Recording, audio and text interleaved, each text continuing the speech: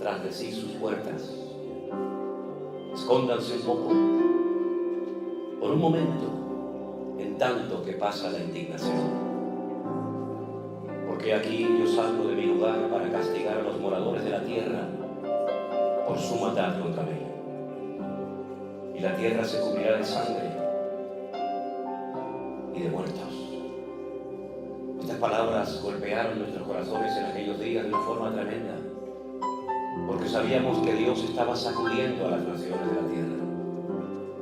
Pero también sabíamos desde el primer momento que era un tiempo de trato para la iglesia del Señor.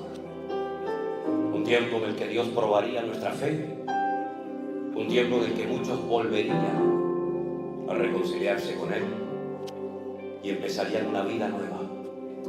Por eso el Señor decía ya en su palabra: escóndanse un tiempo, cierren las puertas, entre tanto que yo paso por las naciones de la tierra.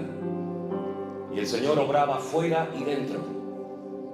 Y miles de personas en aquellos días se acercaron a nuestro Dios por primera vez en su vida y le conocieron y le entregaron sus vidas a nuestro Dios, al Rey de Reyes y al Señor de los Señores, al cual le queremos hoy dar toda la gloria y toda la honra. Aleluya. Gracias, Jesús. Gracias, Jesús.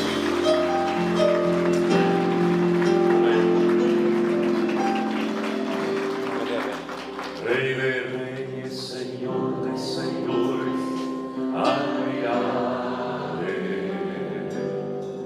consejero de un fuerte Manuel, Dios con nosotros, el Cordero que fue inmolado, el destino de tomar el poder, las riquezas, la sabiduría, la fortaleza, la honra, la gloria y la alabanza por los siglos de los siglos. Amén. Rey de reyes, Señor de señores, admirable, consejero, Dios fuerte, Manuel, Dios con nosotros, el Cordero que fue inmolado, es digno de tomar el poder, las riquezas, la sabiduría, la fortaleza, la honra, la gloria y la alabanza de los siglos. Amén. Canten al Señor ustedes. Rey de reyes. Quito. Sí, Señor. Consejero. Dios con nosotros. El Cordero que fue inmolado. Aleluya. De tomar el poder, las riquezas. Aleluya, vamos todos. Fortaleza, la gloria y la honra y la alabanza. Sí, Señor, tú eres digno de los siglos. Vamos. Amén. Señor, Rey de reyes, Señor de señores, admirable, consejero, Dios fuerte, Manuel, Dios con nosotros, el Cordero que fue inmolado, eres digno de tomar el poder, las riquezas, la sabiduría, la honra, la gloria y la alabanza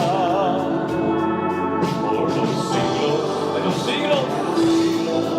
Amén. Por los siglos de los siglos. Amén. Por los siglos de los siglos.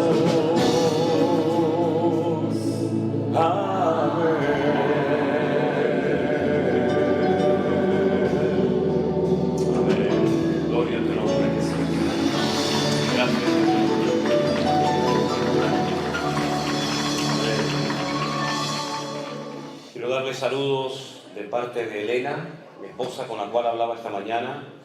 Ella está en Madrid con mis hijas y con mi yerno y con mi nieto, porque han ido a un concierto cristiano y van a estar allí el fin de semana en Madrid. Llegaron ayer, van a estar hoy en ese concierto y mañana ya vuelven otra vez a casa, a Tenerife, para el culto a la tarde.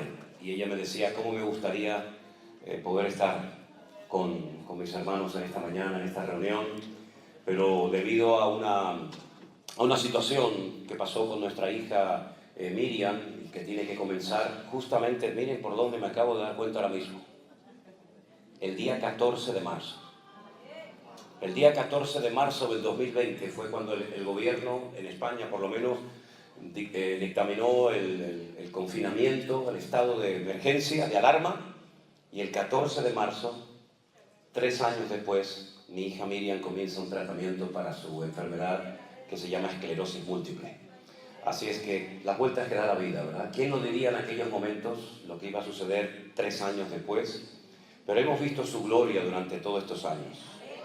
Hemos quedado realmente sorprendidos y seguimos estando sorprendidos por la cantidad de personas que en muchas naciones de la tierra en aquellos días entraban en contacto con nosotros a través de correos, a través de mensajes, de llamadas, y no dejamos de sorprendernos cuando viajamos por algunos de los lugares donde nos invitan o donde hay hermanos que se quieren juntar, como por ejemplo aquí en San Francisco. Recién hemos estado en Las Vegas y también ya veníamos anteriormente de Miami.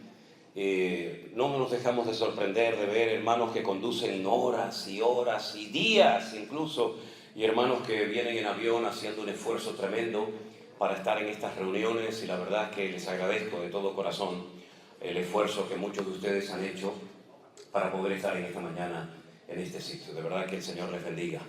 También mando saludos, hablé con él esta mañana, nuestro copastor de la iglesia en Tenerife, Anderson, que espero que algún día pueda venir por aquí, por estas tierras, y también lo puedan conocer a él y él pueda también ministrar. Él manda saludos. Anoche tuvieron una vigilia de oración en una de nuestras iglesias allí en Canarias y estuvieron orando por esta reunión en esta mañana. Él manda muchos saludos y gracias al Señor por su vida también. Una de las cosas que quisiera decir, no lo he dicho en estos días, pero quiero decirlo en esta mañana. A mí no me importa que la gente reenvíe los devocionales, y cuando tengo tiempo, apenas tengo tiempo últimamente, a veces ni para comer. Ayer, ustedes saben que estaba aquí y no pude comer, era imposible comer. Me venía a la mente ese versículo que decía que Jesús y los discípulos no tenían tiempo ni para comer, ¿verdad? Y ayer no comí aquí porque eran todos saludos y fotos y estas cosas que a ustedes les gusta tanto, ¿no? Entonces, a mí no tanto, pero bueno, no me queda otro remedio, ¿no? Entonces, no me importa eso, que reenvíen mensajes, que reenvíen lo del pastor online, los cultos. Lo que no me gusta, en absoluto, son los oportunistas. Son las personas que con mi nombre, con el nombre de nuestro ministerio, Centro Evangélico Vida Nueva, con mi cara, abran páginas en Facebook o en YouTube o donde sea, y después incluso se dediquen a pedir dinero en mi nombre. Ustedes saben que yo no pido dinero ni nada a nadie. No pido nada. Me quedo muy sorprendido cuando hay hermanos que vienen y te dan un regalito, te dan un sobre o lo que sea, porque yo sinceramente no pido nada, ni aprovecho estas oportunidades que tal vez otro las podría aprovechar. Pero yo no pido dinero jamás, ni aquí en presencia de ustedes, ni a través de las redes sociales. Entonces, si en algún momento ven mi fotografía o ven una página ahí en Facebook o un canal en YouTube donde hay alguien que José Manuel Sierra, Centro Evangélico Vida Nueva, y ahí hay predicaciones, le cambian el fondo, a veces ponen unos fondos horribles. Si por lo menos pusieran unos fondos, ¿cómo se llama? Fondos, ¿cómo lo llaman? Unas carátulas bonitas, pero es que a veces hermanos ponen carátulas o fondos que dan miedo, parecen el anticristo, y ahí me ponen en medio, ¿no? El Armagedón. Y yo digo, sí, ni gusto tienen, son hasta vulgares en la forma de presentar su ministerio o como se llame. Entonces, si alguien quiere reenviar los cultos y tal, yo no tengo ningún problema, no es mi palabra, es la palabra del Señor. Y que la palabra corre y sea glorificada y mucha gente sea interesado por el Señor a través de lo que ustedes reenvían, amigos, parientes, conocidos, etc. Pero ya digo, no me gustan los oportunistas, no me gusta que utilicen mi nombre, mi cara, mi ministerio, nuestro ministerio, para lucrarse o para hacerse conocidos o para hacerse famosos. Si ponga su nombre, no ponga el mío, no usurpe una identidad. A lo mejor a usted le hubiera gustado ser José Manuel Sierra, yo qué sé, si tiene ese complejo de inferioridad, pues hermano, Dios lo bendiga, pero no usen mi nombre, nuestros nombres, mi fotografía para incluso pedir dinero para levantar un templo. Hace tiempo me mandó alguien y me dice, van a construir un templo. Digo, ¿dónde? No, usted está pidiendo dinero para levantar una iglesia. Yo no estoy pidiendo dinero a nadie. Otra vez alguien pedía dinero para los niños pobrecitos de África, porque habían oído que nosotros trabajamos con niños pobres en África, en Kenia. Entonces, tengan cuidado con esas cosas. No, bueno, usted con su dinero puede hacer lo que le dé la gana, a ver si me entiende, como si lo quiere mandar al Papa de Roma. A mí me da igual. A mí me da igual lo que usted haga con su vida y con su dinero. Pero tengan cuidado porque hay gente sin escrúpulos.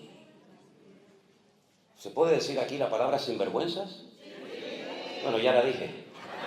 Ya la dije. No, es que a veces una palabra normal para nosotros es terrible para otros, ¿no? Y otras, hay hermanas que me dicen, usan una palabra, dicen, no, nosotros decimos, yo lo eché, le dije que se fuera, pero hay algunos de ustedes utilizan una palabra para que una persona se vaya. No diga eso, por favor, no diga. Eso para nosotros es terrible. Esa palabra jamás en mi vida me atrevería yo a decirla, porque para nosotros los españoles es una palabra muy, muy fuerte, terrible. No le voy a explicar lo que es, porque hasta me da vergüenza decirlo. Y entonces uno tiene que tener a veces cuidado, porque dices una cosa y lo dices tan normal y te escriben, pastor, y estiran así la palabra, pastor, lo que usted dijo. Por ejemplo, nosotros, y perdonen, nosotros en España utilizamos una palabra para cuando hay un desorden, cuando hay un caos, ¿no? Por ejemplo, imagínense, yo entro aquí y todo está tirado, todo está desordenado, es un relajo esto, ¿no? Y nosotros decimos, esto es un desmadre. Un desmadre, es un despelote, como dicen los argentinos, es un caos, un balagán, como se dice en hebreo, ¿sí? Y entonces me escribían y me decían, pastor, ¿qué ha dicho? Digo, un desmadre. No, pastor, igual. En fin, ustedes ven los correos bonitos, pero los feos me lo mandan a mí por privado. Y ahí me llaman de todo, ¿no? Bueno, hermanos queridos, dicho esto, a mí me gusta siempre cuando tenemos un tipo de estos encuentros o actividades, en uno de los mensajes, hablar de los acontecimientos finales, ¿sí? Es un tema que a mí me apasiona, llevo muchos años estudiando las profecías bíblicas y yo creo que en esta mañana, viendo el hambre que hay de parte de ustedes hacia la palabra del Señor, yo creo que sería bueno que reflexionáramos un poquito acerca de los acontecimientos finales. ¿Les parece? Cierre sus ojos un instante, por favor, y vamos a orar y pedir la bendición de Dios para esta palabra que hoy el Señor quiere compartir con todos y con cada uno de nosotros.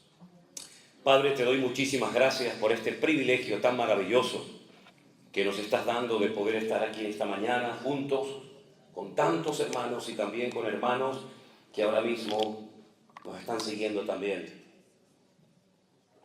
por las redes, por Facebook, por Zoom, por los cuales también oramos, Señor, y pedimos que tu palabra caiga en buena tierra, en corazones sedientos y preparados y dispuestos para aprender más y más de ti, Señor. Dirige esta reunión, esta exposición de tu palabra y que seamos gratificados por traer una palabra a nuestras vidas en esta mañana. En el nombre bendito de Jesús. Amén y amén. Gloria al Señor. Espero que no se me caiga agua. No, esperen. Todavía no he empezado y ya están aplaudiendo. Ustedes son gente de fe, ¿eh? Ustedes son gente de fe. Bueno, en segunda de Tesalonicenses hay dos cartas que el apóstol Pablo, por lo menos que tengamos en la Biblia, le escribió a esta congregación donde estuvo muy poquito tiempo, porque hubo una terrible persecución y el apóstol Pablo tuvo que salir huyendo. Probablemente le escribió más cartas, pero en nuestras Biblias tenemos solamente dos. Una que se llama Primera de Tesalonicenses y una que se llama Segunda de Tesalonicenses. En el capítulo 2, verso 1, la palabra del Señor dice así: con respecto a la venida de nuestro Señor Jesucristo y nuestra reunión con Él, os rogamos, hermanos, que no os dejéis mover fácilmente de vuestro modo de pensar, ni os conturbéis, ni por espíritu, ni por palabra, ni por carta, como si fuera nuestra, en el sentido de que el día del Señor está cerca. Nadie os engañe en ninguna manera, porque no vendrá sin que antes venga la apostasía y se manifieste el hombre de pecado y el hijo de perdición, el cual se opone y se levanta contra todo lo que se llama Dios o es objeto de culto, tanto que se sienta en el templo de Dios como Dios, haciéndose pasar por Dios. Verso 5. ¿No os acordáis que cuando yo estaba todavía con vosotros os decía esto? Y ahora vosotros sabéis lo que lo detiene, a fin de que a su debido tiempo se manifieste. Porque ya está en acción el misterio de la iniquidad, solo que hay quien al presente lo detiene, hasta que él, a su vez, sea quitado del medio. Entonces se manifestará aquel inicuo, quien el Señor matará con el espíritu de su boca y destruirá con el resplandor de su venida. Inicuo cuyo advenimiento es por obra de Satanás, con gran poder y señales y prodigios mentirosos, con todo engaño de iniquidad para los que se pierden, por cuanto no recibieron el amor de la verdad para ser salvos. Por esto, Dios les envía un poder engañoso para que crean a la mentira, a fin de que sean condenados todos los que no creyeron a la verdad, sino que se complacieron en la injusticia. Siempre me ha llamado la atención el nivel, la profundidad de enseñanza que Pablo emplea en esta congregación en la que estuvo muy poco tiempo al frente de ella. Algunos comentaristas dicen que el libro de los Hechos nos relata una estancia muy breve, muy corta en Tesalónica, por lo menos en la congregación, pero algunos creen que estuvo, digamos, como en una casa aparte, el apóstol Pablo durante un tiempo afincado en esta ciudad. Bueno, sea como sea, lo que está bien claro es que el apóstol Pablo toca una serie de temas en esta carta y en la anterior, que para muchos cristianos sigue siendo un misterio y algo casi incomprensible lo que el apóstol Pablo está contando en estas cartas. Porque él habla como si los hermanos que van a recibir la carta supieran de lo que Pablo está hablando. Y es una lástima, por no decir una tragedia, que muchos cristianos, gente que ha estado toda la vida supuestamente en una congregación, congregándose, no tengan ni idea de los acontecimientos finales, de lo que se llama escatología, y cómo poner en orden los acontecimientos finales y cómo poder saber o discernir en qué tiempo de la historia del programa profético de Dios nos encontramos.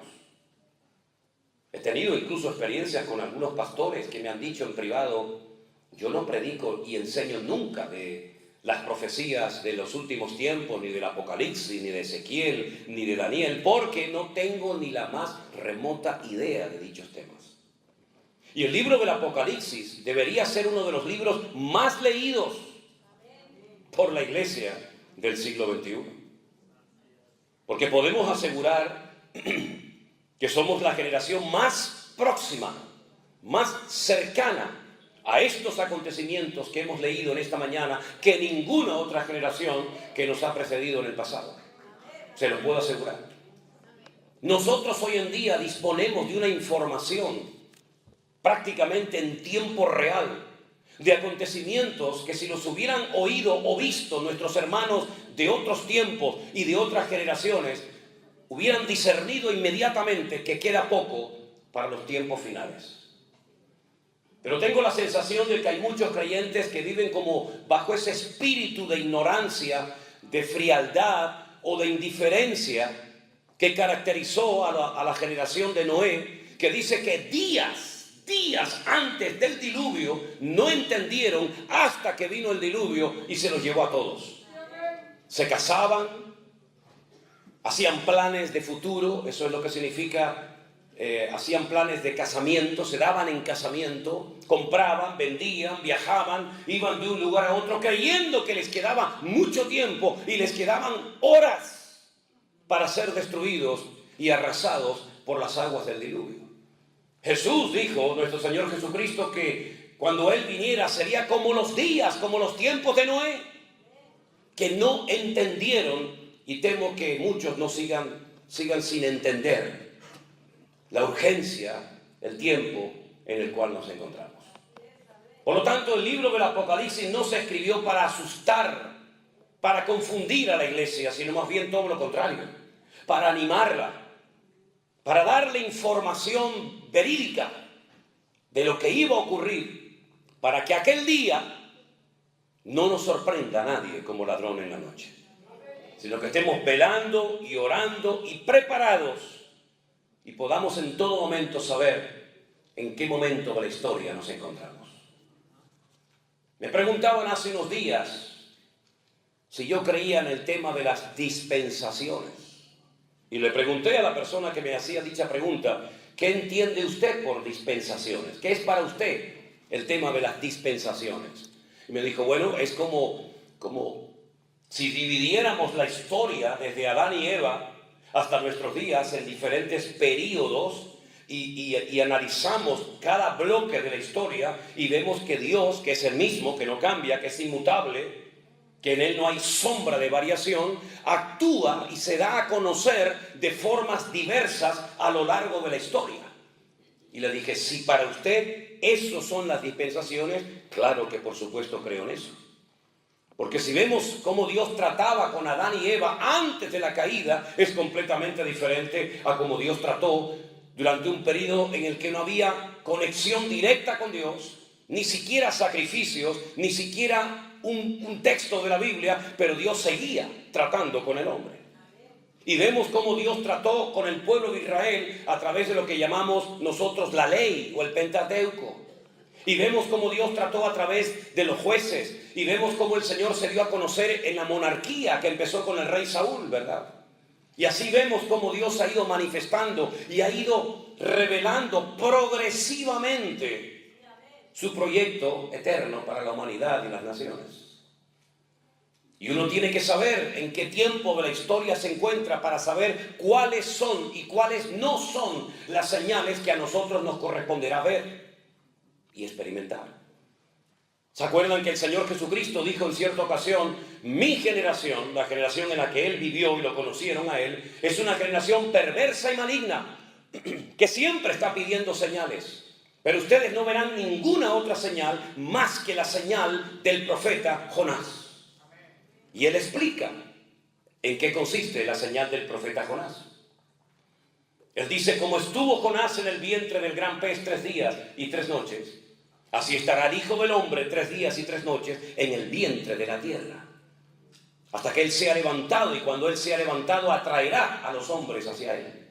Esa fue la señal fundamental que vieron las personas de la generación del Señor Jesús.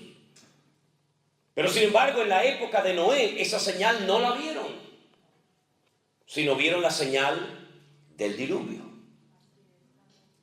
La generación que salió de Egipto no vio el diluvio, no experimentó la confusión en Babel, pero sí vio la señal tremenda que la recordarían y la seguirán recordando hasta el final de los tiempos, de que fueron una nación de esclavos en Egipto y por fin lograron salir victoriosos y libres de esa esclavitud que duró siglos, rumbo a la tierra prometida. Fue la señal que a ellos les tocó. Pero nosotros no hemos visto ninguna de esas señales. No hemos visto el diluvio, no hemos visto la destrucción o la dispersión de los que querían construir la Torre de Babel, no hemos visto la resurrección de Jesús y su muerte, no hemos visto la liberación de la esclavitud de Egipto, ni el transcurrir el peregrinaje por el desierto hasta entrar en la tierra de Canaán. Nosotros no hemos visto nada de eso. Tenemos información por las páginas de la Biblia, pero no las hemos vivido en carne propia. Pero eso no significa de que nuestra generación, nuestros tiempos finales, no verán ciertas y determinadas señales que otros no vieron, pero que nosotros, lo más seguro que también las podamos ver. Entonces, no esperemos lo que no nos corresponde ver ni recibir, pero sí tenemos que estar preparados para lo que sí nos corresponde experimentar, ver y vivir.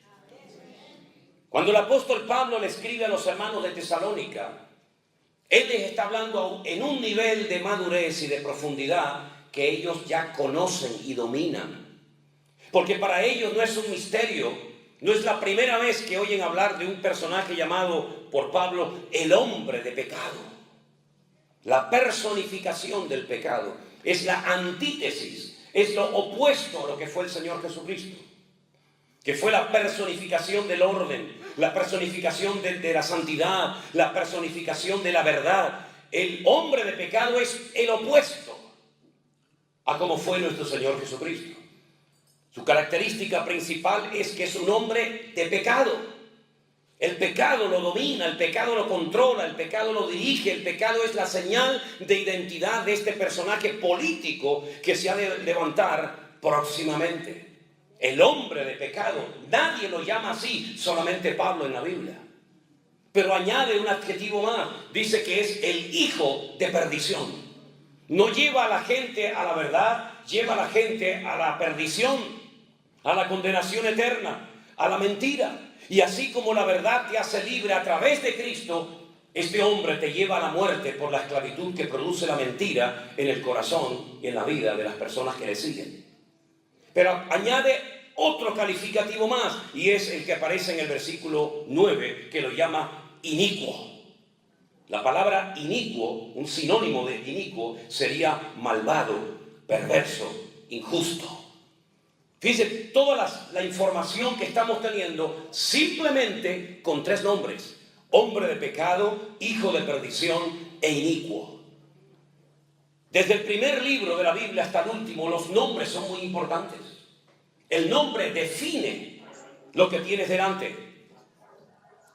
Por ejemplo, si yo digo Coca-Cola, todo el mundo sabe lo que es, cómo sabe, etcétera, etcétera, porque se han ganado un nombre a nivel mundial con una reputación o una fama con ese nombre.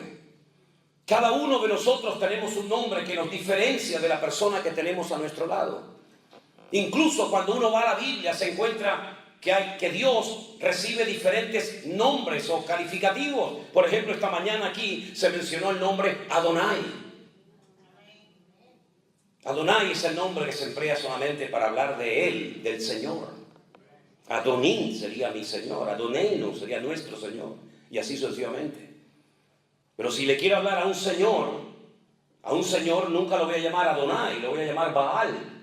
Baal, sí, Baal significa Señor. Por eso dice la Biblia que Sara le llamaba a su marido mi Señor, Baalí. Atá Baalí, tú eres mi marido. Y vemos en la Biblia que el primer nombre que nos da la Biblia como dato informativo acerca de ese Dios creador es un nombre en plural, que es el nombre Elohim. Bereshit bara Elohim en Hashamay bet Haaretz. En el principio creó Elohim. La traducción literal sería dioses, porque todo lo que termina en in es el plural masculino en hebreo. Pero es que es un término polivalente que no solamente hace referencia a Dios, a la pluralidad de Dios, sino también se emplea, por ejemplo, cuando vamos a los 10 mandamientos.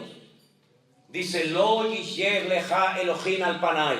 No tendrás dioses, Elohim, delante de tu cara, delante de tu rostro, para postrarte ante ellos y adorarlos. Es decir, que en Génesis 1:1 aparece el nombre Elohim para hablar del Dios vivo y verdadero, y en Éxodo 20, los 10 mandamientos, dice: no tendrás Elohim, no tendrás dioses. Y hay un salmo que dice que Dios está en la reunión de los Elohim, en la reunión de los dioses. Y algunos malinterpretan el texto diciendo: hay un politeísmo, así como en la mitología griega o romana, que había un montón de dioses. No, es que a los jueces, por sus funciones de impartir justicia, se supone, se les llama también Elohim, porque tienen la capacidad de hacer algo que es intrínsecamente de Dios, que es impartir justicia. Luego es un término polivalente que se puede emplear para distintos personas en la Biblia o cosas. Así que tenemos por una parte Elohim, tenemos por una parte Dios, tenemos por otra parte Adonai, tenemos por otra parte Rafa, tenemos tantos nombres de Dios. Es el mismo Dios, pero a través de cada uno de sus nombres podemos descubrir la esencia de Dios. Hasta que después de un tiempo, Moisés, cuando quiere volver a Egipto para sacar al pueblo de la esclavitud, le dice a Dios: allí hay un montón de dioses, hay un politeísmo tremendo, hasta el faraón es un mismo Dios, y lo adoran como el hijo del sol. Cuando yo vaya a Egipto, ¿quién me manda? ¿Qué Dios te ha capacitado? ¿Qué Dios te ha comisionado? Y entonces Dios le revela el nombre y le dice: diles a los hijos de Israel que el que te envía es el Yo Soy. Es una traducción, tratando de traducir una expresión que en castellano ni en ningún idioma del mundo tiene una traducción literal, porque el verbo liyot, que es el verbo ser o estar en hebreo, en tiempo presente no existe. Es como en inglés el verbo to be, ¿no? I am, you are, ¿no? En hebreo, el yo soy, el verbo to be, para que me entiendan, en presente no existe. Yo no puedo decir yo soy Manuel. ¿Cómo se diría entonces yo soy Manuel? Yo, Manuel. Como Tarzán, ¿no? Yo, Jane, tú, Jane, yo, Tarzán, ¿no? Sin verbo, sin verbo. Si te hablas sin verbo, así lo entendieron mejor, ¿no? Bueno, está bien. De eso se trata, de que entiendan. Pues cuando alguien te dice Aní y te dice su nombre, te está hablando en presente. Claro que se puede hablar en pasado. Y existe el tiempo pasado, y allá, y o yo seré. Pero cuando te hablan sin el presente, es porque te está hablando en tiempo presente, porque no existe tiempo presente. Entonces, el Señor es mi pastor. En hebreo es Adonai Elohim, es decir, yo pastor, ¿vale? Entonces, cuando el Señor le dice a Moisés que te manda el yo soy, es una adaptación de una expresión que no se puede traducir literalmente, porque sería yo seré el que seré, algo así muy extraño que en español o en cualquier idioma no resulta familiar esa expresión, ¿no? Pero también tenemos al Señor Jesucristo con muchos nombres en la Biblia. Lo tenemos como el admirable, el consejero, el Dios fuerte, el Padre eterno, el príncipe de paz, el alfa y la omega, el cordero de Dios, la raíz de David, ¿verdad? El león de la tribu de Judá, el cordero de Dios, etcétera, etcétera. Es la misma persona, pero un montón de calificativos para que sepamos lo que hace y lo que es. Y del Espíritu Santo exactamente igual. Tenemos Espíritu de verdad, Espíritu de gracia, Espíritu de adopción, Consolador, Espíritu Santo, Espíritu de adopción. Es el mismo Espíritu, pero según lo que hace, recibe un nombre para que lo conozcas y veas en la multiplicidad de nombres la variedad de ministerios, de funciones y de operaciones que puede hacer la figura del Espíritu Santo, ¿verdad? Por eso cuando incluso hablamos en la Biblia de este personaje siniestro, no recibe un nombre propio, sino recibe como calificativos: hombre de pecado, ya sabes de quién se trata, inicuo, hijo de perdición. Solamente Juan lo llama anti-Mashiach, anticristo. Daniel lo llama el cuerno pequeño. Y así hay diferentes nombres, ¿verdad?, que te identifican o te revelan la identidad de este personaje. Ahora, Hollywood se ha encargado de hacer películas que han distorsionado la verdad bíblica. donde hay un demonio, donde hay un Satanás que mantiene relaciones sexuales con una mujer y queda embarazada del anticristo. Y el anticristo como un hijo del diablo. Esas son películas, pero eso no es Biblia. La Biblia nos habla de que el anticristo es un hombre con padre y con madre, de carne y hueso, con su pasaporte, con su ID, con sus antepasados. Es una persona exactamente igual que cualquiera de nosotros. Será un político, un hombre con una influencia terrible. Tendrá apoyo militar, tendrá apoyo económico, tendrá apoyo político, será adorado y venerado por todas las naciones de la tierra. Y aquel famoso mensaje a través del cual muchos de ustedes entraron en contacto con nosotros, titulado El Nuevo Orden Mundial, que yo ni siquiera sabía que había predicado hacía 5 o 6 años atrás, aquel mensaje titulado Nuevo Orden Mundial. Eso es lo que él viene a implantar, un nuevo sistema en el mundo, un nuevo sistema para las familias, un nuevo sistema económico, un nuevo sistema para comprar y vender y hacer cualquier gestión de tipo económico, un nuevo sistema religioso, un nuevo orden. Es romperlo todo y crear un nuevo mundo que aparentemente va a ser el éxito y aparentemente va a ser lo que la gente espera, porque una de las cosas que va a hacer el anticristo o este personaje es controlar la economía mundial. Por ejemplo, hay países donde ya no se usa dinero en papel, ya no existe dinero. Por ejemplo, en Suecia ya no existe el papel del dinero. De esa manera se evita que haya una economía sumergida y que la gente pague en cash, y así no hay un control del gobierno, ¿verdad? Porque no es lo mismo ir a hacer una transferencia bancaria o hacer un cheque que decir, toma, te lo doy en mano, aquí nadie sabe nada, queda entre tú y yo. Tú me das la mercancía y yo te doy el dinero y nada más. Todo eso va a desaparecer. Será imposible engañar, porque habrá un control de cada persona marcándolo como si fueran animales. Revelar esto hace 2000 años en el libro del Apocalipsis era algo impensable. Juan probablemente diría, pero ¿cómo se va a poder controlar a la población mundial? Se va a poder, de hecho ya estamos controlados. Si no, yo no quiero que pongan tantas cámaras en mi ciudad, pero querido, si ya con el teléfono que tienes en la mano te están escuchando todo lo que dices y saben todo lo que ves y cuando lo ves, lo saben perfectamente. Esas grandes cadenas multinacionales de telecomunicación están grabando constantemente lo que decimos y lo que vemos. Incluso lo que ves en televisión, ellos también te están viendo a ti, por si no lo sabías. Nunca me olvidaré cuando entré un día a una tienda de computación y era un amigo mío el que estaba allí y me iba a arreglar un problema, y entonces me metió dentro de una habitación y me dice, tenía la pared llena de cámaras, una mujer lavándose, un hombre trabajando, un cocinero en un hotel, montones de cámaras. Y le digo, ¿esto qué es? Dice, estas son las cámaras de los teléfonos móviles que yo les he robado su ID y yo puedo verlos y oírlos en cualquier momento del día. Y era una persona normal y corriente. Imagínense a nivel de gobierno, imagínense a nivel de Estado. Por lo tanto, privacidad, ¿qué es eso de privacidad? Ya la perdimos hace muchos años, la privacidad. Así que el anticristo lo que hará será marcar a la gente para que nadie pueda comprar ni vender si no lleva esa marca que lo identifica en su cuerpo. Y hacía que a grandes y pequeños, esclavos y libres, hombres y mujeres, absolutamente todo el mundo estuviera tremendamente controlado. De tal manera que ya no hace falta llevar ningún tipo de documento encima, ni pasaportes, ni carnet de conducir, ni nada.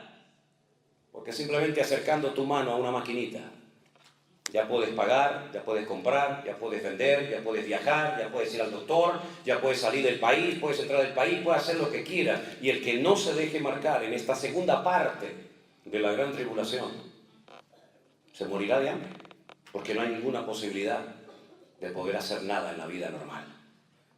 Y todas estas señales son señales proféticas, que están como los volcanes, dormidas.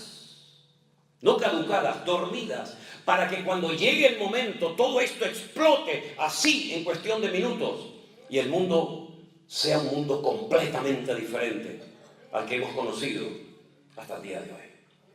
Pero hay un orden en todo esto y ese orden es importante que usted lo conozca para que sepa dónde estamos y para que no estemos preocupados, ni confundidos, ni amedrentados, sino que sepamos que hay un orden y en ese orden el libro del Apocalipsis lo relata con juicios y utiliza la palabra sellos, trompetas y copas. 7, 7, 7, total 21. Y este periodo tremendo de la tribulación de los últimos tiempos comienza con desatar el primer sello. Y es entonces cuando este hombre entra en la escena mundial y se le puede reconocer y decir, este es, o este no es. ¿Cómo podrían saber los creyentes que estamos acercándonos a esos tiempos y que ese hombre ya se ha dado a conocer? Porque lo va a hacer de una forma tan normal, tan natural y tan sutil que algunos ni se darán cuenta. Claro, déjenme aclararles algo. A mí me educaron en la escuela bíblica donde estudié y a muchos cristianos que nosotros no vamos a ver nada de esto. Nada, ustedes preocúpense porque el Señor va a hacer así, como una aspiradora, y va a sacar de la tierra a su iglesia y la iglesia no va a ver nada de esto. ¿Me lo puede demostrar con la Biblia? Porque yo puedo decir lo que quiera. Pero si usted no me lo puede demostrar con la Biblia, yo no tengo por qué decir amén a su palabra. Esa idea de que la iglesia no iba a estar en ningún momento de lo que llamamos la tribulación de los últimos tiempos, la inventó un cura. Un cura, no fue un pastor, no fue un reverendo, fue un cura en un monasterio que estudiando por su cuenta, él dijo, la iglesia católica, la verdadera iglesia para ellos, no estará en ese periodo terrible de la historia. Y él fue el que lo dijo por primera vez. Tendrá ahora mismo, póngale 150, 170 años como mucho. Pero durante 2000 años los cristianos nunca creyeron en eso. Se preparaban para los últimos tiempos.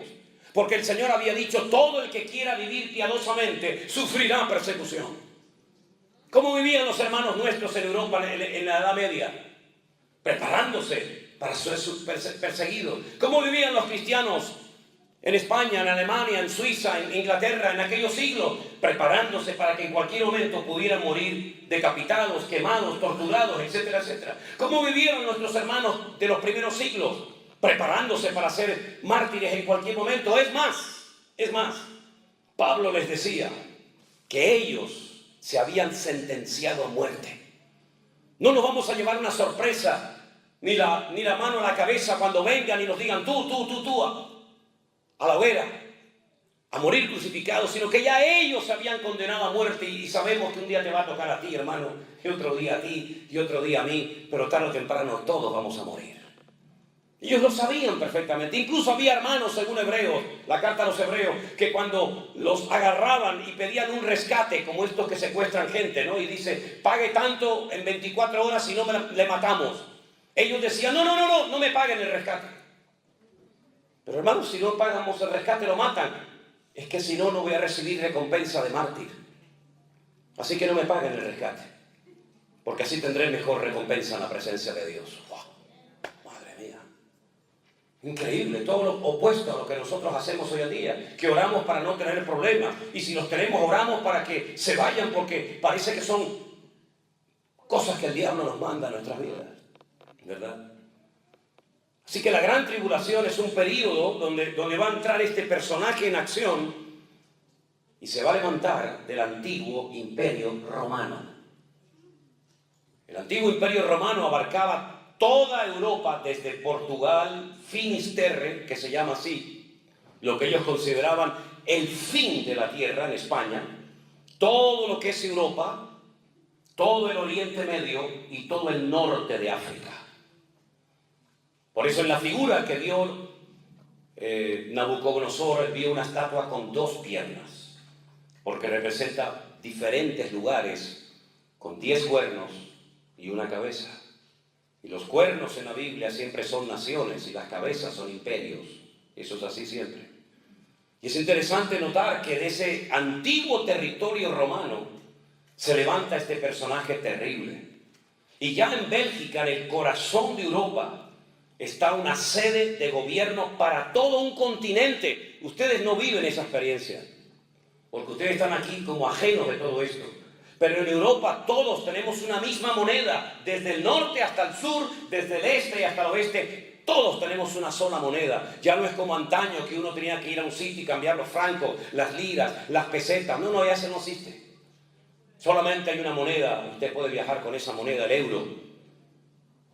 Estudien la historia de Europa, dicho sea de paso. ¿De dónde viene el nombre Europa? Lean la mitología griega para que vean de dónde viene Europa, que fue secuestrada y llevada por un perverso. Eso es Europa. No solamente tenemos una sola moneda, sino que no hay fronteras. No hay fronteras en Europa. Usted llega con su carro a Francia y pasa y no hay nadie. Y entra a España y sale a Portugal, y entra a Alemania y entra a Italia y no hay fronteras. Antiguamente sería una locura que en un país no hubieran fronteras.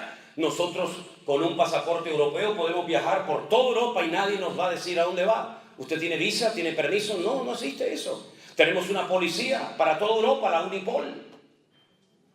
Tenemos un gobierno central en Bruselas, lo llaman la bestia. Yo estaba allí en el Parlamento Europeo y allí se dan leyes y órdenes para toda Europa. Y hay un gobierno central. Por lo tanto, mis queridos hermanos, lo que antaño era impensable, que un continente como Europa, que se enfrentaron en dos terribles guerras, en la Primera y en la Segunda Guerra Mundial, donde unos peleaban contra otros y eran enemigos, hoy se sientan en la mesa y comen juntos. Y es algo impensable hace años atrás, que Europa, que estaban matando y peleando el uno al otro, hoy en día sean amigos. Y hacen comercio y transacciones comerciales, y viajan los camioneros, y viajan los políticos de un lugar a otro como si fueran a su propia casa.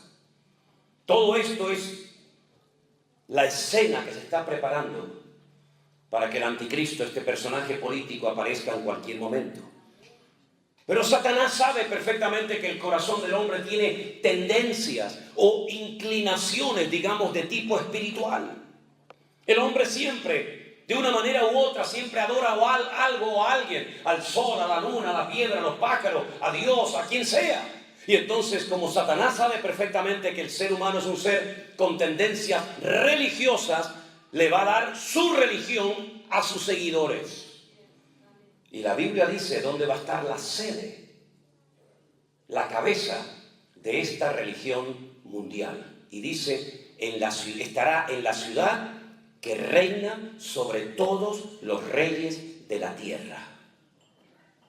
Uy, qué dato tan interesante, ¿eh? La sede del falso predicador, del falso profeta, del falso exponente del Evangelio de Jesucristo. La cabeza, la sede central, estará en la ciudad que gobierna sobre todos los reyes de la tierra. Ahora, no hay que interpretar eso en el siglo XXI. Hay que ponerse en el siglo I, cuando Juan recibió esa información, esa revelación. ¿Cuál era la ciudad que en aquel momento reinaba sobre todas las naciones de la tierra? Subrayo entre paréntesis. La geografía bíblica excluye a Norteamérica, a Centroamérica y a Sudamérica. La geografía bíblica es muy pequeña, ¿verdad? Por eso, cuando hablamos de reyes sobre toda la tierra, estamos hablando de la tierra, de la geografía bíblica, y no, por ejemplo, de este país. Porque este país va a entrar en una decadencia. Ya entró en una decadencia moral y espiritual terrible. Y esto le ha abierto la puerta al enemigo para terminar destruyendo naciones tan hermosas, tan ricas, como por ejemplo Cuba, Venezuela, Argentina, Ecuador, México, Perú, etcétera, etcétera. Naciones ricas, naciones hermosas, naciones que tienen de todo y que han entrado en una decadencia moral y espiritual terrible. Porque dice la Biblia que cuando el anticristo aparezca, él va a ofrecer algo que no va a haber en ese momento en el mundo, y es paz y seguridad. Si tenemos paz y seguridad, ¿para qué viene usted a ofrecerme algo que ya tengo? Es como si alguien va a tu casa a venderte una aspiradora. Dice, ya tengo una. Vengo a venderle un carro, ya tengo uno. Vengo a venderle una nevera, ya tengo una. Vengo a venderle una televisión, ya tengo todo eso. Pero cuando el anticristo viene a las naciones de la tierra, a los gobiernos, a ofrecerles paz y seguridad, es porque no tienen ni paz ni seguridad. Porque cuando hay seguridad, tenemos paz. Y cuando no hay paz es porque no estamos seguros de nada, ni del dinero, ni de la salud, ni de nada. Entonces el anticristo, este es el eslogan de su campaña. Vengo a ofrecerles lo que vuestros políticos inútiles han sido capaces de ofrecerles a ustedes durante generaciones y generaciones. Paz y seguridad. Y como la gente lo que quiere es vivir en paz y tener tranquilidad en sus hogares y vivir seguros, muchos de ellos se van a convertir en sus seguidores más fieles y más devotos. ¿Te das cuenta? Pues esa ciudad que gobernaba sobre todos los reinos de la tierra se llamaba Roma. Roma, capital del Imperio Romano. Pero es que dentro de Roma, donde estuvimos no hace mucho tiempo, y un hermano nos llevó a hacer un recorrido espectacular por la ciudad de Roma, dentro de Roma hay un pequeño estado. Un pequeño país con sus monedas, con sus bancos, con sus gobernantes, que se llama el Vaticano. ¿Qué le parece, amigo? Y el hombre con más influencia y capacidad de convocatoria hoy en día en el mundo no es el presidente de los Estados Unidos. No. El hombre que hace así y en un minuto junta a 1 millón de personas o moviliza reyes, gobiernos, naciones enteras, es el Papa de Roma. Que es como el presidente de un país, pero en vez de llamarse presidente lo llaman Papa. Y en vez de llamarse embajadores los llaman cardenales. Y en vez de llamarse ministros los llaman obispos, etcétera, etcétera. Pero es exactamente lo mismo. Y dice la Biblia que esa sede central que estará en Roma, a lo largo de la historia se iban a embriagar, a emborrachar con la sangre de los mártires. Estudien la iglesia la historia de la Iglesia Católica. Estudienla en profundidad.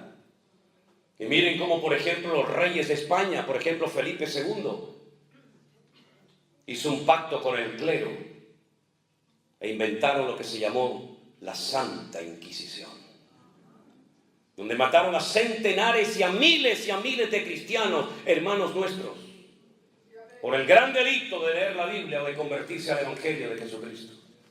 Y si algún día van a Madrid, vayan a la Plaza de Colón, al Museo de Cera, y en la primera planta hay una sala enorme, tal vez tan grande como esta, donde están los aparatos, que se llama Sala de los Tormentos de la Santa Inquisición. Y en la ciudad de Toledo, donde estaremos Dios mediante en nuestro congreso ahora en el mes de abril, ustedes pueden ir y van a ver los sellos, ¿verdad?, de los oficios cuando decían condenado a la hoguera, condenado a la hoguera, porque te hacían un favor quemándote y purificando tu alma al fuego. Y no solamente la Santa Inquisición existió en España, sino que vinieron también a México, y vinieron también a Perú y a otras naciones, persiguiendo a judíos y persiguiendo a los protestantes, como nos llamaban en aquella época, porque en aquella época protestábamos, hoy en día nos acomodamos. En aquella época abríamos la boca, hoy en día nos callamos, para que nadie sepa que soy cristiano en mi trabajo y me expulsen.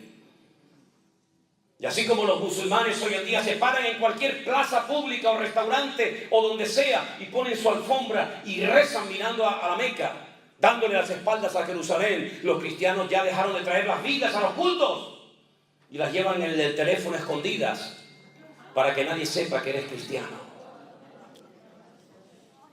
¿Qué te parece? Y esos somos los hijos del Altísimo, los representantes del Señor, que nos da vergüenza ir por la calle con la Santa Biblia y le damos la vuelta en el ascensor para que crean que llevamos un libro, una agenda. La iglesia necesita una sacudida urgente, hermanos. Hay algunos que viven no sé dónde, pero están ajenos a esta realidad. de que las cosas van a cambiar, y de hecho están cambiando. Miren lo que le están enseñando a nuestros hijos, a nuestros nietos en las escuelas, en las universidades. Es increíble. Donde ya ni siquiera puedes levantar la voz porque te echan del trabajo, te echan del canal de televisión, te denuncian. Días antes de venir aquí a Estados Unidos, el gobierno español, que son todos una partida de inútiles, óiganlo bien, no si me están grabando ahí en la cámara, sois unos inútiles, hijos del diablo. Instrumentos del diablo sois, todos vosotros. Aprobaron una ley que un niño de 12 años se puede cambiar de sexo y de nombre sin pedirle permiso a sus padres. Algún día tendréis que rendir cuentas por lo que estáis haciendo, destruyendo a la familia de nuestro país. Y uno puede mirar a todas partes y te das cuenta que hoy en día ni siquiera puedes abrir la boca. Porque se dice, no voy a mandar a mi hijo a esa escuela o a esa universidad para que le enseñen esos disparates. Pues la policía te viene y te lleva detenido porque no llevas al niño a la escuela. Es impresionante. Bueno, si a Juan el Bautista le cortaron la cabeza porque le dijo al rey, te estás acostando con la mujer de tu hermano y serás robado si le cortaron la cabeza. Si a mí me tienen que cortar la cabeza por hablar la palabra de Dios, aquí está. Aquí está, no tengo ningún problema. Estáis tardando. Así que mis queridos hermanos, la iglesia tiene que despertar a una realidad. El Señor Jesucristo viene pronto. No nos ha dicho la hora, pero sí nos ha dado señales en su palabra para que sepamos discernir los tiempos en los que estamos. Y estamos en tiempos peligrosos y en tiempos difíciles, de guerras y rumores de guerras, de terremotos terribles, como los está viendo, de un cambio en el mundo, porque el mundo está con dolores de parto, el mundo está diciendo auxilio, está gimiendo con dolores de parto. Y los dolores de parto, uno dice, son malos, no, son buenos, porque anuncian que algo viene y es la criatura. Y la tierra, cómo gime, cómo se duele la tierra con huracanes, con volcanes, con tormentas, con tsunami. Es la forma como la naturaleza dice, viene mi creador, viene mi redentor en breve. Prepárense que viene el Señor en las nubes. Aleluya. Y vemos hoy en día que donde antes no llovía, ahora llueve a cántaros. Y donde antes nevaba, ahora hay calor. Y donde antes había calor, ahora hay frío. Y ya las estaciones se han vuelto locas. Los árboles comienzan a florecer antes de tiempo porque creen que ya viene la primavera y disciernen y entienden que ya viene el calor y resulta que empiezan a sacar la flor y de repente les cae una nevada encima y los destruye a todos. El mundo está patas arriba, se ha vuelto loco, lo malo es bueno, lo bueno es malo, lo dulce es salado, lo salado... Y así el mundo se ha vuelto loco y es una evidencia de que el mundo se está rebelando en contra de las injusticias y de la corrupción y en contra de todas las barbaridades que el hombre está haciendo. Pero algunos no se dan cuenta, solamente sueñan en comprarse un gran carro. Pues cómprate el gran carro y no sé cuándo lo vas a disfrutar porque probablemente ni siquiera lo vas a poder utilizar. Dice la Biblia que llegará el tiempo cuando te casarás y otro te acostará con tu mujer antes que tú. Y la Biblia dice que algunos sembrarán el campo, pero no vas a ver la cosecha, la cosechará otro. Y algunos se olvidan de que Cristo viene pronto y que estamos en este mundo de paso. Iglesia, despierta. Iglesia, despierta, por amor de Dios. Que Cristo viene pronto, que todo esto va a explotar en cualquier momento. Y la gente no se da cuenta de lo que está pasando. Pero dice la Biblia que este personaje será tan provocador, tan descarado, que va a llegar un día en el que en el templo de Dios, verso 4, se sentará en el templo de Dios haciéndose pasar por Dios. Y volveremos a la época antigua donde los César de Roma y los faraones querían que fueran adorados como si fueran auténticos dioses en carne humana. Ahora bien, escuchen esto, espero poder explicarlo bien. Cuando Jesús salió en una ocasión del templo, sus discípulos le enseñaron las maravillas del templo. Herodes lo había ampliado. Era un templo extraordinario. Y el Señor dijo, ¿veis todo esto? Mírenlo bien. Porque no quedará piedra sobre piedra que no sea destruida. En el año 70 después de Cristo, de la era cristiana, Tito, que era el hijo del emperador romano Vespasiano, destruyó y quemó el templo de arriba abajo y no dejó piedra sobre piedra. Las quemó, las fundió, porque creían que los judíos habían escondido el oro dentro de las piedras. Y las quemaron y las destruyeron, y nunca más, desde el año 70 después de Cristo hasta hoy, 2023, no se ha vuelto a construir ese templo en el monte Moriah, en la ciudad santa de Jerusalén. Es decir, que si Jesús profetizó la destrucción del templo y se llevó a cabo en el año 70 después de Cristo, ¿cómo dice Pablo ahora aquí que el anticristo o el hombre de pecado, el hijo de perdición, se sentará, futuro, en el templo de Dios, haciéndose pasar por Dios? Bueno, no hay que ser muy listo para entender que lo que está profetizando aquí el Señor es la reconstrucción del templo de Jerusalén. Porque si no hay templo, ¿cómo se va a sentar en el templo? ¿Cómo se va a hacer pasar por Dios en el templo de Dios si no hay templo? Bueno, querido, lo que te está hablando aquí el Señor claramente es que el templo de Jerusalén por tercera vez va a volver a ser reconstruido.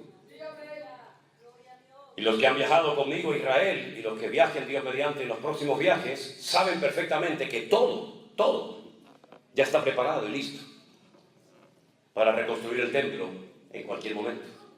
Algunos dirán, sí, pero es que, hermano, en el lugar donde antaño estuvo el templo de Jerusalén, hoy en día hay el domo de la roca, esa cúpula dorada de oro, donde abajo está la roca, la piedra, que es más grande que todo esto, que es como un altar donde Abraham subió con su hijo Isaac para ser sacrificado.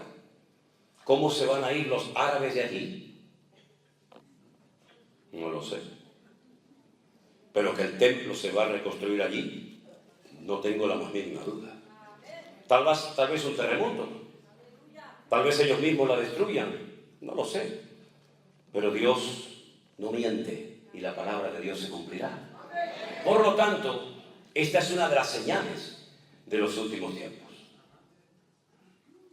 Aquel cura que dijo que la iglesia no vería nada de esto, sino que sería arrebatada antes de la tribulación, dentro del seno de los cristianos, esa opinión o teoría no se conocía.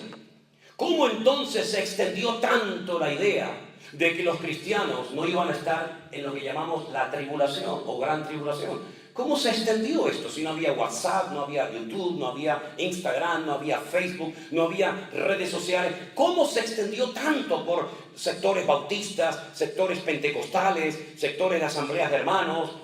¿Cómo se extendió tanto? Ay, amigo, te voy a decir cómo. Durante siglos, cuando se imprimían Biblias, no se podían poner comentarios en la Biblia. Estaba prohibido, estaba muy mal visto que en la palabra de Dios se pusieran comentarios de predicadores o de personas conocidas o influyentes. No se podían poner fotografías, ni mapas, ni nada. Solamente era la Biblia de Génesis, Apocalipsis. ¿Me explico? Pero hubo un hombre muy conocido, muy respetado en círculos evangélicos o protestantes, llamado el señor, el doctor Scofield. ¿Lo conocen? Las famosas Biblias de Scofield. Pues ya la saben. Él puso por primera vez en la historia, en una Biblia, comentarios de sus estudios, de las exégesis, es decir, de lo que él entendía que significaba ese texto. Y añadió los comentarios de este señor cura que decía que la iglesia católica o la iglesia cristiana no estaría en la gran tribulación. Y la gente creyó que era un comentario de él, y como era un hombre tan respetado y tan querido, dijeron, bueno, pues si nuestro hermano, el pastor Scofield, dice que la iglesia no estará en la gran tribulación, tiene que ser así, porque lo dice Scofield. Por eso cuántas veces yo le digo, no digan amén a todo. Analicen con las escrituras si lo que están oyendo es palabra de Dios o es palabra de hombre o es una opinión personal. Estudien, salgan de la ignorancia por amor de Dios. No digan amén a todo, porque por mucho que quieran al pastor, por mucho que lo amen, por mucho que lo admiren, mírenlo con lupa. No se traguen el camello y el mosquito. Analicen a la luz de la Sagrada Escritura si verdaderamente eso tiene fundamento bíblico o es simplemente una opinión. Porque no significa que porque yo estoy aquí esta mañana puedo decir barbaridades y ustedes tienen que decir amén, pastor, lo queremos mucho, amén. ¿Qué me quieren mucho ni vainas? Olvídense de eso, hombre. No sean ingenuos, no sean tontos. Analícenme, miren con lupa si yo lo que predico es palabra de Dios, y si es palabra de Dios, diremos amén, nos guste o no. Pero si no es palabra de Dios, ni Manolo ni Perico de los Palotes, no voy a decir amén. Uy, pero es que, un momento, no me aplaudan. No digan, bueno, es que es el ungido de Jehová. ¿Y usted qué es, hermano? ¿Usted no es ungido del Señor? ¿O esto es como jefes indios, vaqueros y buenos y malos? Todos somos iguales delante de la presencia del Señor. No miren, no veneren a los hombres. Pablo era un tremendo hombre de Dios y cuando terminaba de predicar decían, gracias hermano, Dios le bendiga. Vamos a escudriñar en las Escrituras si lo que este hombre nos acaba de enseñar es bíblico o no es bíblico. Y dice que eran más nobles. Pero sin embargo, yo he escuchado a predicadores que dicen, hermano, no sean tan críticos como los hermanos de Berea, que todos lo miraban y todos lo cuestionaban. No, para que te digan a ti así, sí, a todo, y vivas como un rey a costa de tus ovejas. No, mis hermanos, ya terminó ese tiempo de ignorancia y de oscuridad y de tinieblas. Ahora tenemos las Sagradas Escrituras en nuestros propios idiomas para analizar si verdaderamente eso es bíblico o no es bíblico.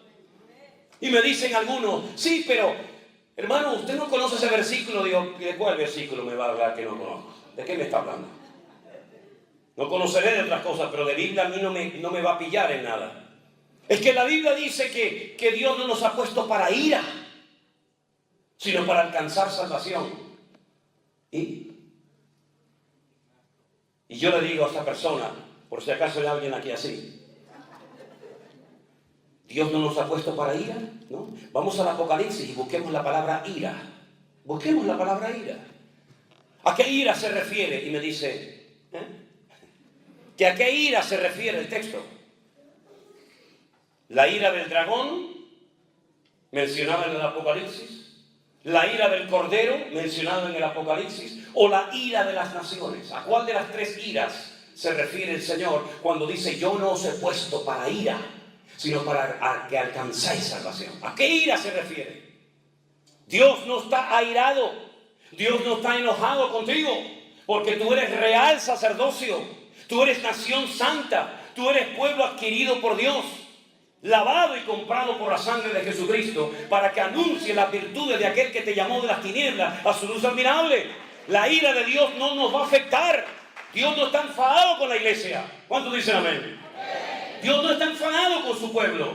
Puede ser que esté triste, puede ser que esté, pero enojado hasta el punto de querer machacarnos y destruirnos. En absoluto, mi hermano, en absoluto. Mi Padre no es así. Si vosotros, siendo malos, sabéis dar buenas dádivas a vuestros hijos, de tal manera que si tu hijo te pide pan, no le vas a dar una piedra, o si te pide un pescado, no le vas a dar un escorpión. Si vosotros, siendo malos, sabéis dar buenas dádivas a vuestros hijos, ¿cuánto más? ¿Cuánto más? Mi Padre Celestial os dará las cosas que ustedes necesiten. Estamos exentos de la ira del Cordero, de la ira de nuestro Dios. Pero ¿y de la ira del diablo? ¿Y de la ira de las naciones? ¿Saben cuántos hermanos nuestros en la fe están pagando con su vida y derramando su sangre por no querer claudicar y abandonar los caminos del Señor? ¿Saben cuántos hermanos han torturado y quemado en estas guerras en Siria, en Irán, en Pakistán, etcétera, etcétera? ¿Saben cuántos hermanos nuestros están en este momento en campos de concentración en Corea del Norte, en China, etcétera, etcétera? ¿Saben el precio terrible que están pagando entre algunas naciones de la tierra nuestros hermanos en Cristo? Qué lindo es estar en América. Oh, por fin el sueño americano. Oh, praise God. Praise God. Si te cogieran a ti y te llevaran ahora a Irán y te impidieran llevar una Biblia en la mano, ¿dirías praise God? ¿O dirías help me God? ¿Te das cuenta? de la ira de las naciones es terrible contra la iglesia. Hay naciones donde por llevar una Biblia en la mano te cortan la mano, la cabeza. Hay lugares donde el enemigo se ha levantado con una furia contra la iglesia tremenda. Claro que el Señor no está irado conmigo, pero las naciones nos odian. El diablo nos odia, hermanos. Así como nuestro Dios nos ama, el diablo te odia, no quiere verte feliz, no quiere verte unido con tu familia, no quiere verte prosperado, no soporta verte bien, porque el ser más amargado y frustrado de la historia de la humanidad se llama Satanás. No tiene amigos, no tiene familia, no tiene iglesia, no tiene nada. Anda errante de un lugar para otro. Busca al diablo en la Biblia. No puede estar en todas partes al mismo tiempo, evidentemente. Eso solamente se le atribuye a Dios. Lo ves en el jardín del Edén, lo ves en el desierto, lo ves en la casa de Job, lo ves por aquí. Porque está errante, amargado y frustrado. Todo le ha salido mal, todo. Y además hay una sentencia sobre su cabeza, como una lápida que pesa sobre su cabeza, y es que las puertas del infierno, las cuales tú representas, no prevalecerán contra la iglesia, porque el Señor ha prometido edificar su iglesia a lo largo de la historia. Aleluya. Por lo tanto, mis queridos hermanos,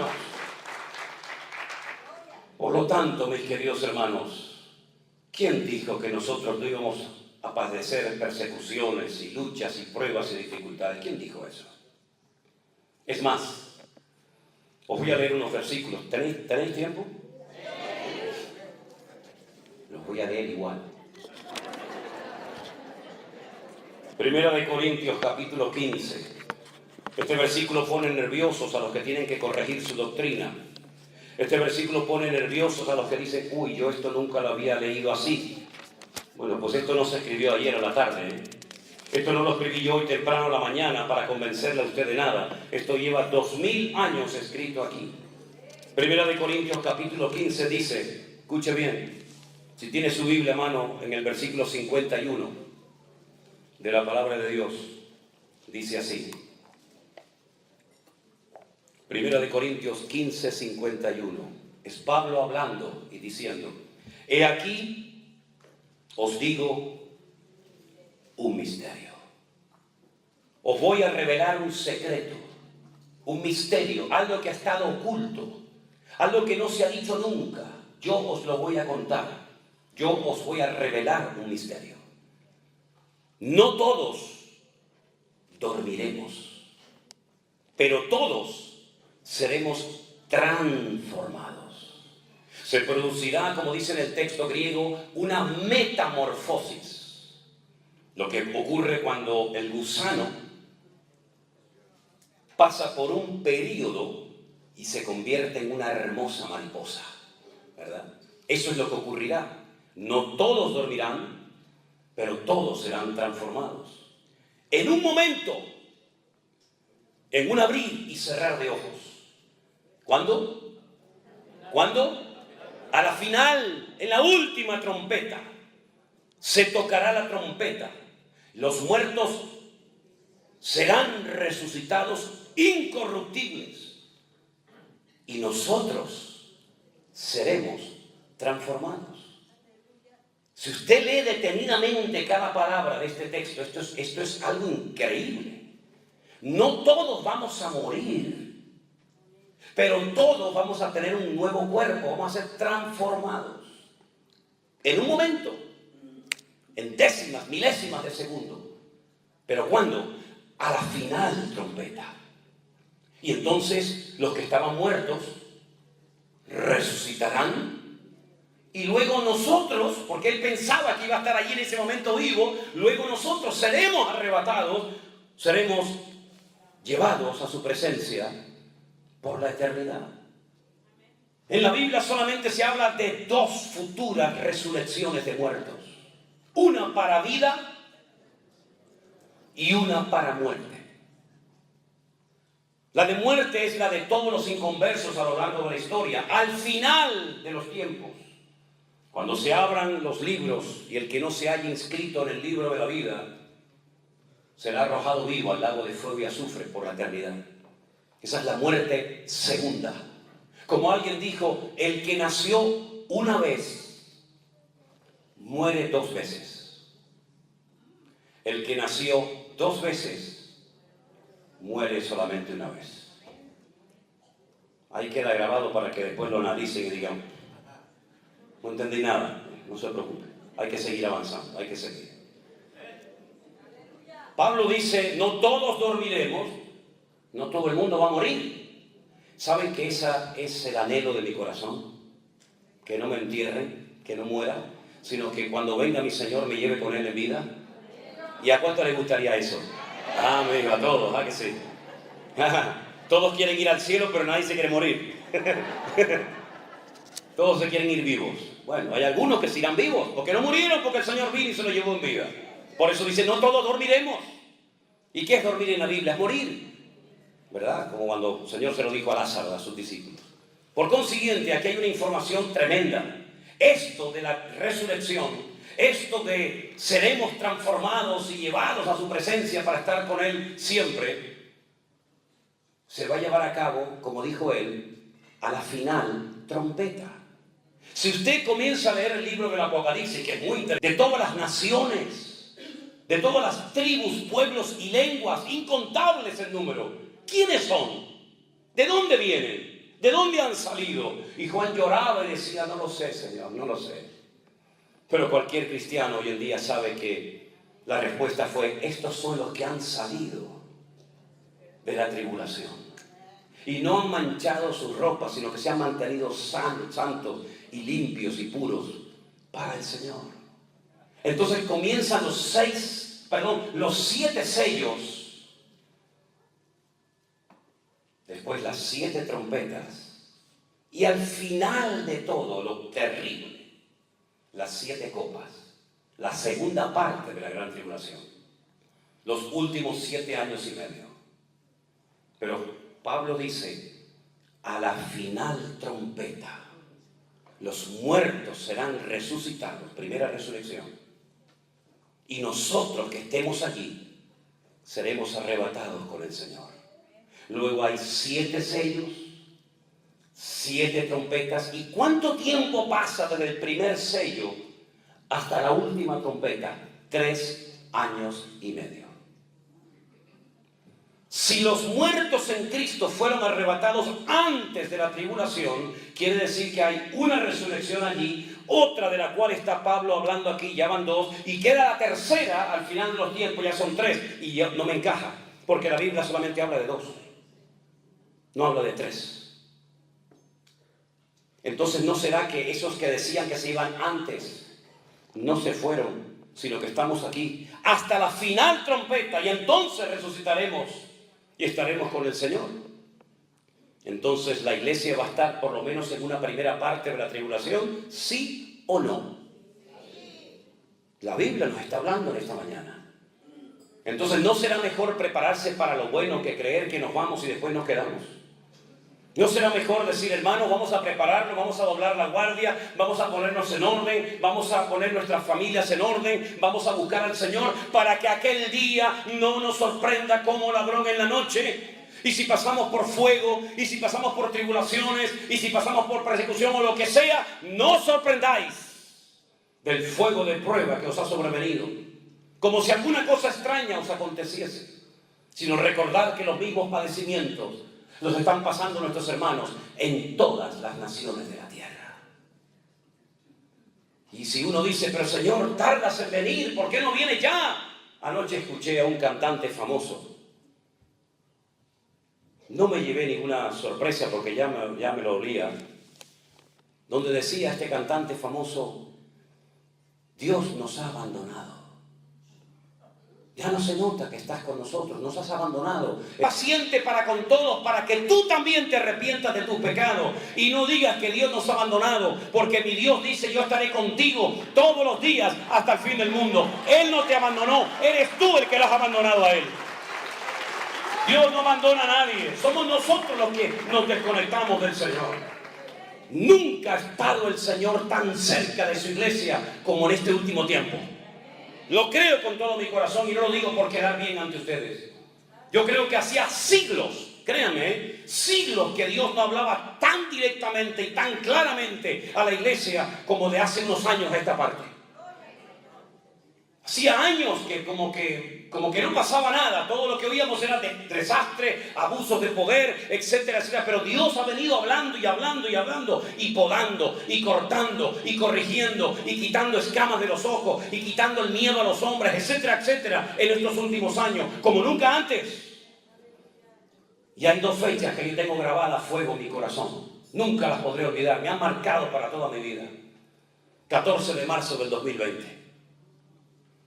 Cuando salió el presidente de España en los canales de televisión y dijo: declaramos el estado de alerta.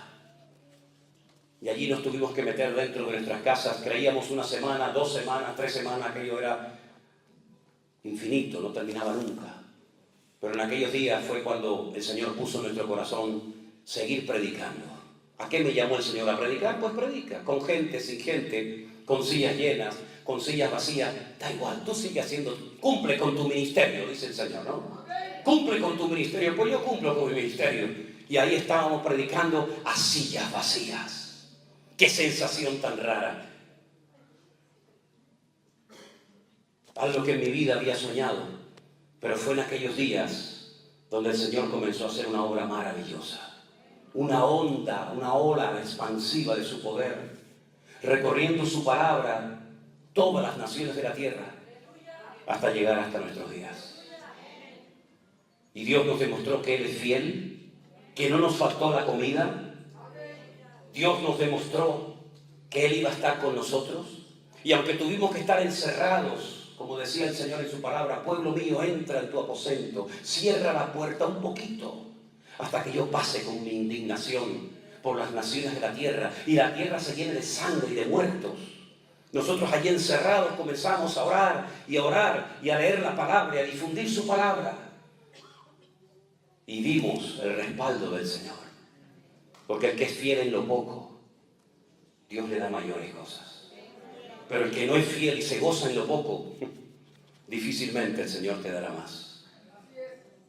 Así que, mis queridos hermanos, esa fue la primera fecha, la bendita pandemia, como algunos la llaman. Y la segunda fecha, sin lugar a dudas, diciembre de 2022, cuando tuvimos que llevar a nuestra hija al hospital.